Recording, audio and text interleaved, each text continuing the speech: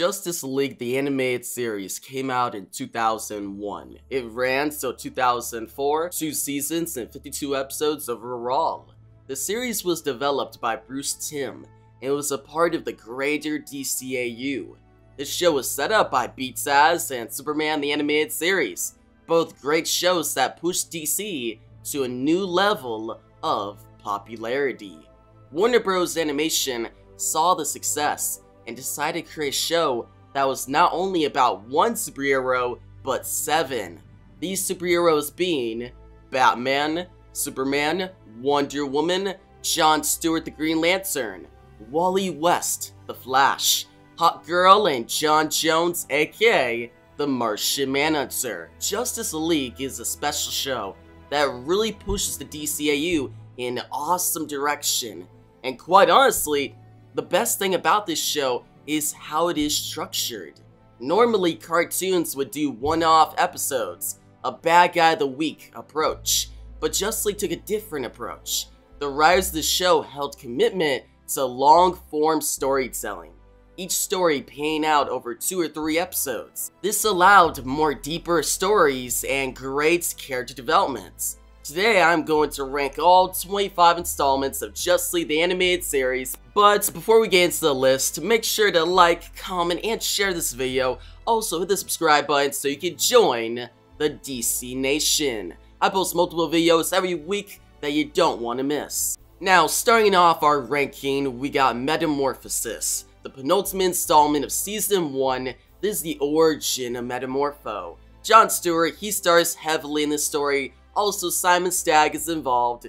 It's a solid story with some trippy visuals, but out of all the stories, this one is the least memorable. At least to me. Like, I don't have the urge to rewatch it even if it was a solid story. Coming in at number 24, we got Fury. Fury is a Wonder Woman focused storyline. Well, kinda. It really focuses on Aresia, a new character with an interesting backstory. This story is high stakes and involves the second version of the Injustice Gang. The story is intriguing, but it takes a while to get going. Like, the first part, it's kinda boring at times. Like, there's some action, some build-up, and some good moments, but the second part is when it gets a lot stronger, with the reveals and just the conclusion. Next up at number 23, The Enemy Below. The Enemy Below is an Aquaman-focused storyline. This is a great 2-parter with a lot of awesome moments for Aquaman, Deadshot, and especially Batman. I'll take it from here.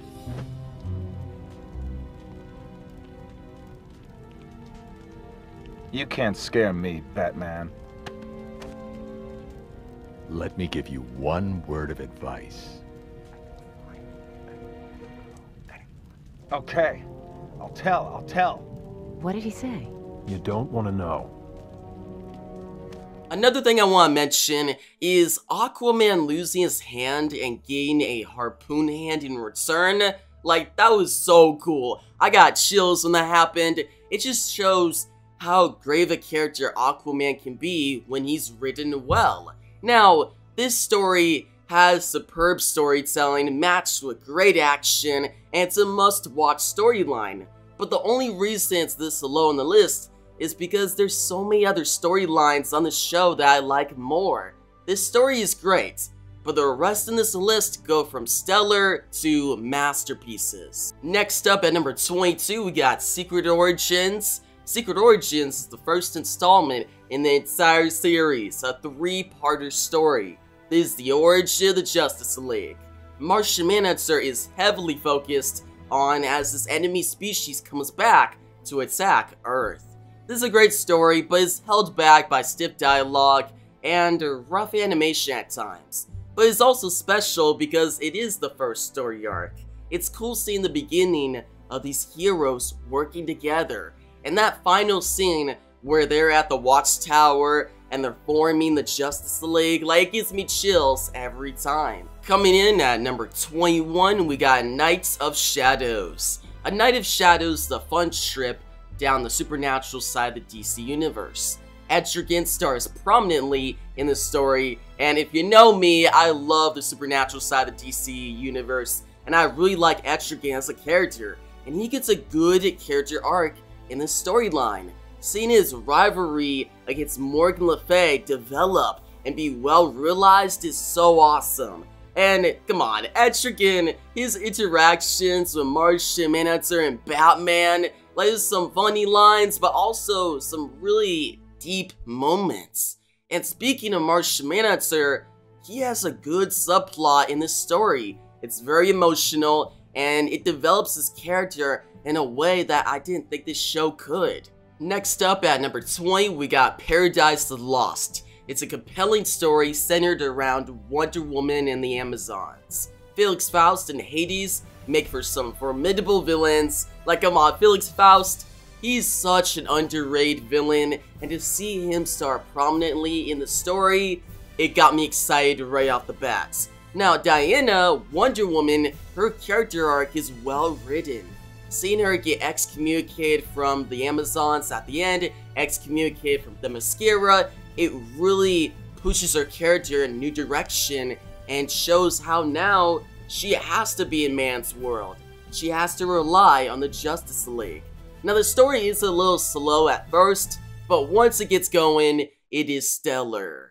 Coming in at number 19, we got Secret Society. Secret Society is an awesome showcase of the quality of DC's villains. This is the third villain team up to face off against the Justice League in this series, led by Gorilla Grodd and the Shade. This group of villains disbands the Justice League and provide a high-stakes conflict. Plus, Superman flicking Gorilla Grodd is so good. Like, I got so hyped in that moment. You had your chance. Now you can feel the pain. I felt worse. It's one of the best moments in the series for sure. That moment alone gets this installment to this number spot. Next up at number 18, we got Brave and the Bold. Brave and the Bold is a Flash Green Lantern team-up story. A lot of action, hilarious moments. Wally West and Jon Stewart have a great dynamic in the story. Plus, Gorilla Grodd being the main villain elevates the story a good bit. Also, the ending of the story is so well done. And come on, if you're a fan of the Flash and Green Lantern, especially these versions of the characters, then I think you'll really enjoy this installment. Coming in at number 17, we got Eclipsed. Eclipsed is a Wally West focused story arc, and that is why it is so good.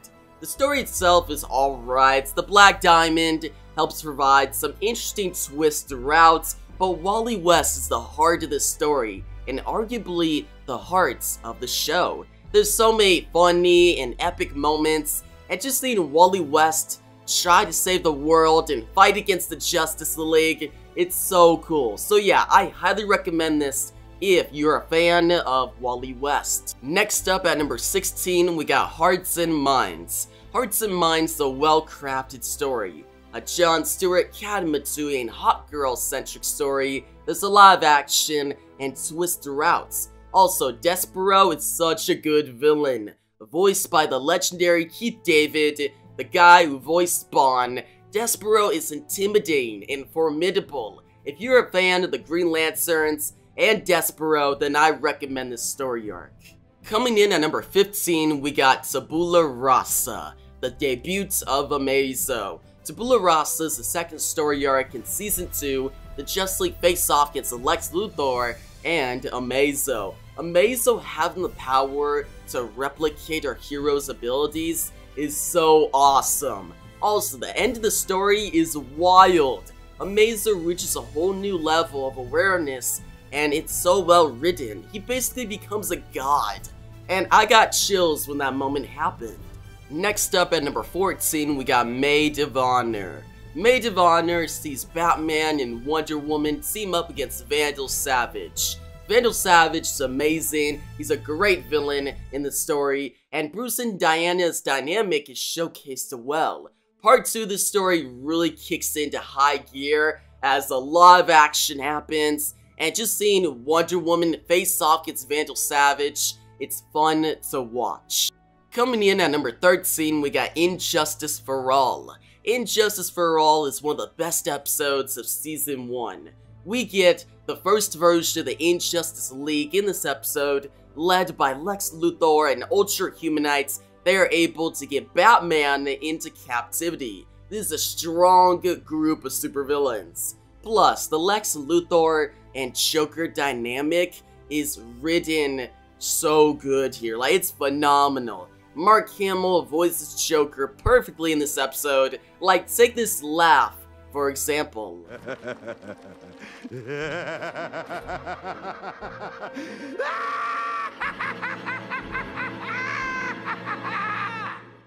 Perfection, am I right? Now, next up on our list at number 12, we got Comforts and Joy. Comfort and Joy is the only standalone episode in the entire show. It's a Christmas-themed episode. We see our heroes celebrate and relax. There's a couple plots in this episode, but my favorites is the Flash and Ultra Humanites team-up plots. It's just nice seeing hero and villain put their differences aside for the next generation. I'll definitely watch this every Christmas going forward. Coming in at number 11, we got Warworld. Warworld at first seems like a Superman-focused story. We see Superman go against Mongol and the great warrior, Drega. Speaking of Drega, he is the real main character of this story. One of my favorite characters of the show, Drega is a relentless warrior. The story in this episode, of these two episodes, is compelling and action-packed. Plus, the final line in the story, said by Superman, is so good. It gives me chills every time I watch it. Drega, the real test of honor isn't how you die, it's how you live.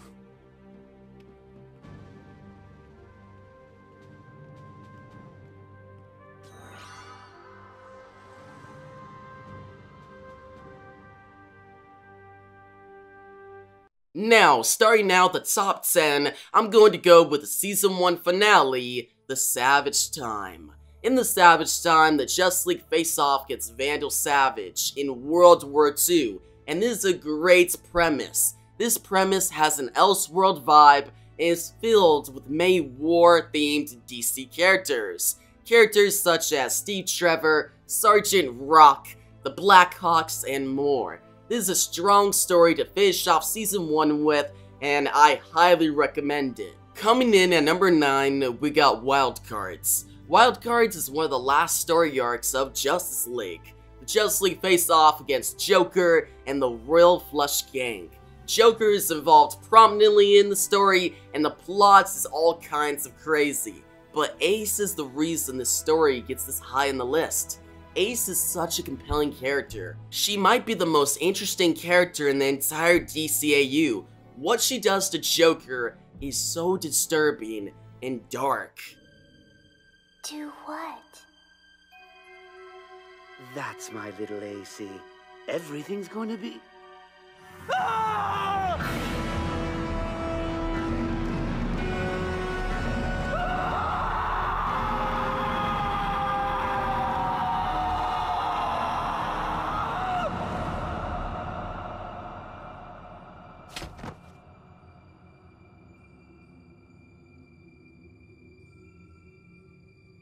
Next up at number 8, we got In Blackest Night. In Blackest Night is my favorite Green Lantern focused story in the series. John Stewart being framed by the Manhunters is so cool. This might be early Season 1, but it is so well written. The dialogue is solid and the pacing is on point. And guys, Wally West is trying to stick up for John Stewart at in a courtroom in outer space. It's so funny, and I love it. I highly recommend this to John Stewart fans. Now, moving on, the rest of these story arcs on this list are all masterpieces. The order could honestly be interchangeable, so starting at number 7, we got Twilight. Twilight is the Season 2 premiere, and the premise of this story is amazing. The Justice League face off against Superman's two strongest villains, Darkseid and Brainiac. This is a great villain team up. There's a lot of action and big moments for Superman and a lot of twists in this story. The final battle between Superman and Darkseid is just epic. I got so hyped in this moment. Next up at number 6, we got Only a Dream.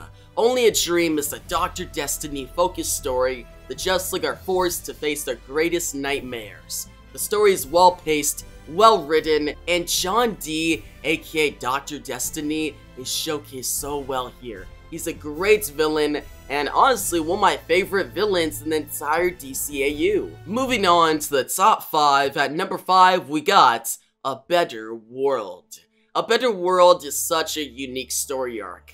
The Justice League face off against an evil version of themselves called the Justice Lords. The Justice Lords are great villains that help provide a deep character study of our heroes. Also, from Doomsday's debut to Lex Luthor's revival, this is definitely one of the most important and best stories in this show. High-speed assistance. Where is it now? I believe Superman has it. That was part of our arrangement. Where do you go from here? Back to running LexCorp? Oh, the business world doesn't seem as challenging as it used to, and there's no poetry in it either. I have been giving some thought to politics. Coming in at number 4, we got Star-Crossed. Star-Crossed is a masterpiece, a 3-parter series finale that reveals a lot about Shira Hall, aka Hawkgirl. This is one of the best series finales I've ever seen. Epic in scale and so well written. There's so many great moments in this story, and I highly recommend it to people who are fans of Hawkgirl. Moving on to the top 3, at number 3, Hereafter. This story goes from an amazing version of the death of Superman and funeral for a friend to one of the most unique stories I've ever watched. Seeing Superman and Vandal Savage team up in a dystopian future is so cool, and the story is well paced and the writing is phenomenal. If you're a fan of Superman and Vandal Savage, then I highly recommend Hereafter. Barely missing the top spot, but still a masterpiece, at number 2 we got The Terror Beyond. Dr. Fate, Aquaman, Solomon Grundy, Hawkgirl, Batman, Superman, and Wonder Woman are all in this one installment. This is a great trip. It's a supernatural side of DCAU, and there's a lot of trippy visuals, a good emotional dynamic between Hawkgirl and Solomon Grundy, and yeah, there's so many moments in the story that I got chills and I just loved. So yeah, if you're a huge fan of the supernatural side of the DC universe, then I highly recommend The Terror Beyond. Alright, now it's time for number 1. My favorite installment in Justice League the Animated Series is Legends. At number 1 we got Legends. This story sees John Stewart explore the mystery of his childhood heroes, the Justice Guild. This story is perfect. There's top tier animation, a great twist, and some really heartfelt moments. But what makes the story so masterful is how relatable it is. Are you okay? It's stupid, really. Why should I feel like this? I mean, they weren't even real. They gave their lives for us. That's real enough for me.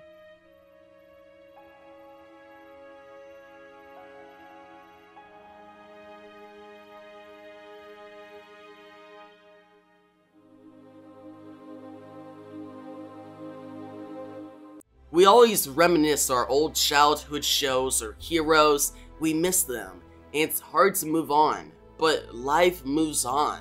You can't stay in the past too long, even if it feels so nice. I've rewatched this episode a couple times now, and every time I get chills, like just seeing the Justice Guild, who are basically the JSA, the Just Society, and seeing John Stewart just so happy to be around his childhood heroes.